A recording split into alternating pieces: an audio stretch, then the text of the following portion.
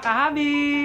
Isa na namang napakagandang araw po sa ating lahat. And by the way, this is Sweng of RGO Mini Coop at iba pa. And for today's update mga kahabi dito sa ating Mini Coop and of course doon sa ating boarding house is papakita ko na naman sa inyo kung anong update sa ating mga sisiw. And of course sa ating bagong pair na chabo. Kasi nga, this time, di ba napakita ko sa inyo last vlog natin na pinair ko na talaga sila. And this time is meron na pong itlog po yung ating bagong pair na chabo. Nagkaroon po ito ng 6 na itlog and hopefully sana may mga laman kasi pinaris natin yun sila pinaris natin yung ating hen doon sa ating BTW na long leg na bigay sa atin ni Sir Boyet Gambong of SGFCC group natin na kasapi din tayo. And stay tuned mga kahabi at ipapakita ko sa inyo yung ating mga update sa ating mga sirama sisiw ngayon and of course sa ating mga chabo na bagong pair. Ito na nga ang update sa ating mga sisiw na sirama mga kahabi. Ayan silang 4. Medyo maila pa talaga kasi nga hindi naman tayo palagi rito para ma-hands-on natin sila. Isa din kasi ito yun sa paraan para magkaroon ng kung mag-hands-on kasi tayo, isa yung paraan para hindi maging mailap yung ating mga alaga. And dyan is 3 yung kakarel natin, isa lang talaga yung pulet. But anyway, okay lang po kasi nga hindi naman po tayo masyadong mahilig sa sirama. And yung 2 dyan ay i-out na din natin at mayroon kasi tayong napangakuan na bigyan. Yung problema lang dito mga kahabi, yung maibibigay natin doon sa ating kakilala, kaibigan is puro din mga kakarel ang ating maibibigay kasi nga wala po tayong available na another pullet kasi nag-iisa lang and iiwan po natin ito dito sa ating mini coop. And this time kasi ang update din natin sa nanay nila is ayun nga, nag-iingay na rin yung nanay nila and ready na rin ito para mangitlog ulit and ipapares din natin sila ulit doon sa kanyang kapares din. First chick mga kahabi ito. Ayan. O, diba? Isa itong pulet. Nag-iisang female doon sa 4 na magkakapatid. Ayan. O, diba? Ang cute. Iiwan natin dito yan sa ating coop para mapadami din natin. And ibabalik din natin ito sama para yung mas gumanda pa yung kanilang mga physical features kasi nga ibabalik natin yan sa father. O, yan, isa to sa 4 na mga sisiw na inaalagaan natin. Ayan. Susunod na mga kahabi is ito. Isa itong kakarels. So, isa to sa pinakamaliit magkasing liit lang sila sa kapatid niya na kakarel pulet or yung hen natin. Tinatawag kasing pulet pag medyo pagsisiw pa yung identity at babae. O, ayan, isa itong kakarel. O, isa din to sa ating iiwan dito sa ating mini coop. O, diba? Hindi ko lang alam anong kulay yung pag lumaki to. But isa ito sa iiwan natin. And the third one mga kahabi is ito. Isa rin tong kakarel. Medyo malaki lang to siya. Mas mahaba yung paa. And ito yung ibibigay natin sa ating kakilala kasi pag nakapangako na ako, syempre dapat tutuparin natin, ibibigay natin to. Ayan, actually 2 yung ibibigay natin, yung ipang-4 na siso, yun yung ibibigay din natin kasi nga wala naman tayong ibang tawag nito pulet na maging kapares kasi hindi rin nag-iisa lang kasi and hindi rin pwedeng magkapatid ang ipagpares. And depende na rin kung talagang pang-pet lang talaga, depende na rin yun sa pagbibigyan natin kung gusto niya mga magkapatid. Kaso nga lang, wala tayong ipapares na babae dito. Puro kasi, lang kasi, 3 kakarel tsaka 1 pulit lang talaga mga kahabi. And this is the 3rd chick. And isa ito sa ating ibibigay sa ating kakilala. And the last but not the least na mga chicks. Ito, kulay black. Feeling ko, ang kulay nito pag lumaki is katulad ng tatay nila, BBR. Not sure mga kahabi. Or katkulay ng nanay nila. O, diba? Isa rin to sa sisiw na ibibigay natin doon sa ating kakilala. Kasi napangakuan natin eh. Yun nga lang, nag-iisa. Yun nga lang, puro lalaki. And mga kahabi, ito na rin yung kanilang nanay. Nanay ng 4 na sisiw. Diba? Ang liit lang din. And ibabalik na natin siya sa kanyang partner kasi nga nag-iingay na din. Parang mangingitlog na.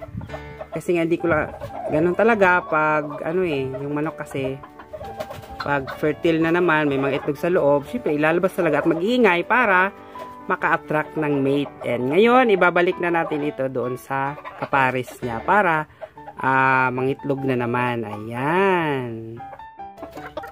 Ayan na nga mga kahabi, nabalik ko na po yung hen natin dun sa kapartner niya. Kaso nga lang hindi natin nakunan ng video nung actual na pagsampa ng lalaki sa kanya, sa kak natin.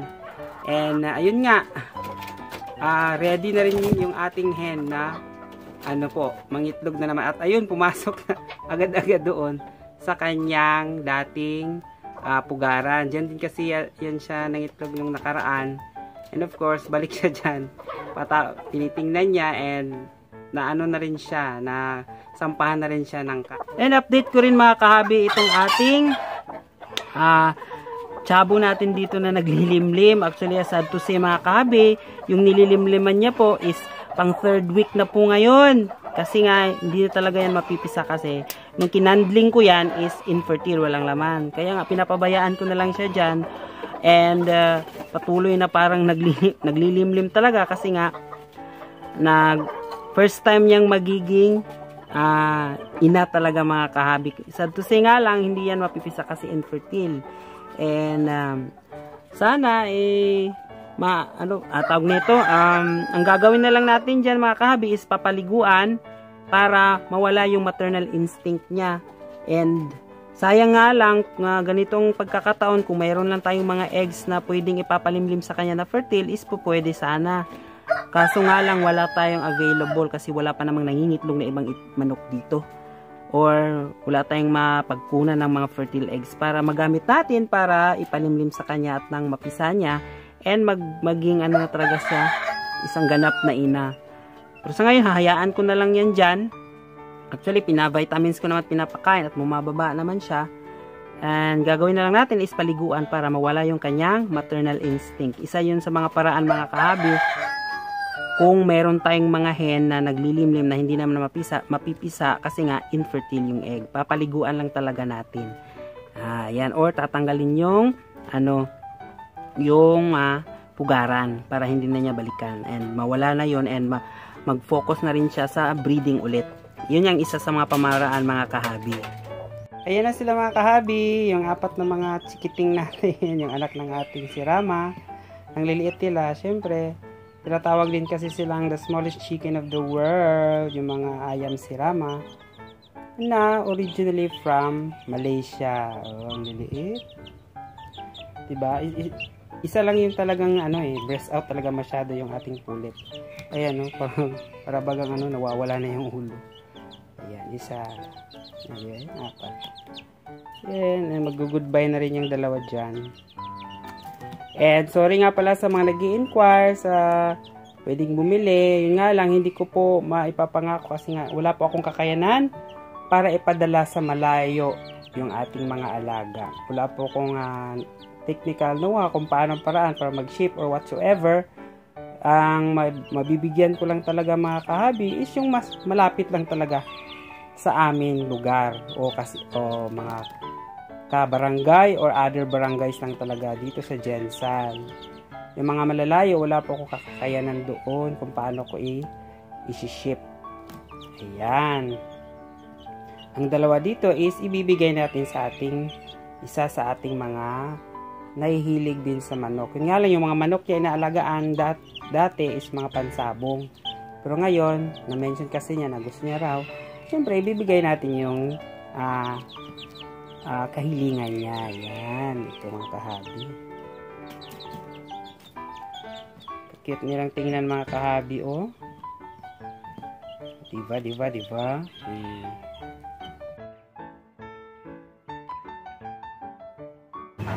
Kagaya ng mga nasabi ko kanina mga kahabi, ito na nga po yung ating newly paired na Japanese Bantam. Actually, yung sa katabi niya is yung kapatid niya yan. Yung pair niya talaga is andun sa taas. Ito na nga, naglilimlim na yung ating alagang new pair na Chabu. And after 1 week is ikakandling natin para malaman natin kung fertile yung egg. And hopefully sana naman kahit 3 or 4 lang, okay na yun mga kahabi, or maybe lahat sana merong laman para hindi naman masayang yung paglilimlim ng ating alaga. And if ever naman na wala talagang laman, ang gagawin lang talaga natin dyan is paliguan para maset na naman yung sarili niya into breeding, and para mawala yung kanyang maternal instinct nang magamit na natin if ever. Sana hopefully sana mga kahabi na merong laman yung kanyang mga itlog, o diba? And ito naman yung kapares niya, nilagay ko lang muna sa taas kasi nga napaka-aggressive niya. And of course, shout out nga pala kayong yung TV na isa sa ating mga masugid na subscribers. Salamat sa iyo, Lods! At ayan mga kahabi, sana'y nakapulutan yung kaunting kaalaman at aral. Although pabalik-balik lang naman yung ating vlog. Syempre, pwede rin nating i-recall yung mga ibang mga information, especially sa mga bago din nating mga subscribers soon. And maraming salamat sa inyong lahat mga kahabi, especially sa aking mga supporters and mga subscribers. Sana po patuloy po ninyong suportahan yung ating mini vlog kasi hindi tayo nagpapatuloy kung hindi rin naman dahil sa inyong mga kahabi. Kaya yun ang pinapasalamat ko sa inyo kasi nga kahit na medyo sa tagal ba namin nagsasama, way back 2021 or way back 2020 pa po yung ating vlog, and maraming talagang salamat sa inyo mga kahabi. And of course, sa mga bago pa lamang na magsusubscribe, please guys, don't forget to like, share, and subscribe para maging updated kayo sa mga bago nating mga updates. And of course, makita rin niyo yung mga previous nating mga vlog para meron din kayong magiging idea sa mga baguhan kung paano tayo mag-aalaga sa larangan ng pagpa-fancy. And maraming salamat sa inyong lahat. And huwag nating kakalimutan mga kahabi na walang magiging isang kahig o isang tuka kung ikaw po ay matyaga, always may nilaga. Maraming salamat sa inyong lahat mga kahabi. Hanggang sa muli. Paalam!